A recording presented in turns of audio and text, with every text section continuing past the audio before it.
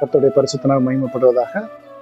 நாம் வேதத்திலிருந்து ஒரு ராஜாவை நாம் இப்பொழுது பார்க்கிறோம். தன்னை பெருமையாக பேசிக்கொண்ட ஒரு ராஜாவை நாம் பார்க்கிறோம். கடவுளுக்கு கீழ்ப்படி இருந்தால் தன் கர்வத்தினாலே தான் செய்தது எல்லாவற்றையும் பெருமையாக பேசிக்கொண்டதான ஒரு ராஜாவை பற்றி நாம் இங்கு பார்க்கிறதான வேளையிலே நேபுகாத்நேச்சர், பாபிலோனை கட்டி அரசாண்டதான நேபுகாத்நேச்சரை பற்றி நாம் இங்கு பார்க்கிறோம். இந்த நேபுகாத்நேச்சர் சென்ற இடமெல்லாம் அவன் வெற்றி பெற்றான்.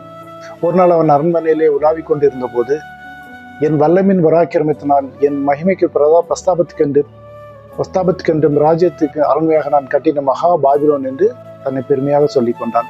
இது நம் தானியேல் 4:30 நாம் பார்க்கிறோம். அவன் பெருமையாக சொல்லிக் கொண்டதை தேவன் பார்த்து கொண்டே இருந்தார். கர்த்தர் அவனை அடித்தார். ராஜ்யபாரம் அவனை விட்டு நீங்கினது. மனுஷரிலிருந்து தள்ளப்படுவாய், மாட்டை போல் புல்லை மேவாய் என்ற சத்தியம் வானத்தில் இருந்து உண்டாயிற்று. அதே போல நேபுகாத்நேச்சர் பைத்தியக்காரனாகி மாட்டை போல புல்லை மேய்ந்து சில காலம் அலைந்து திரிந்தவனாக காணப்பட்டான்.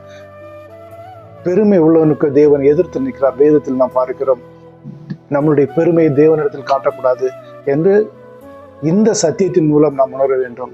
ஆமென்.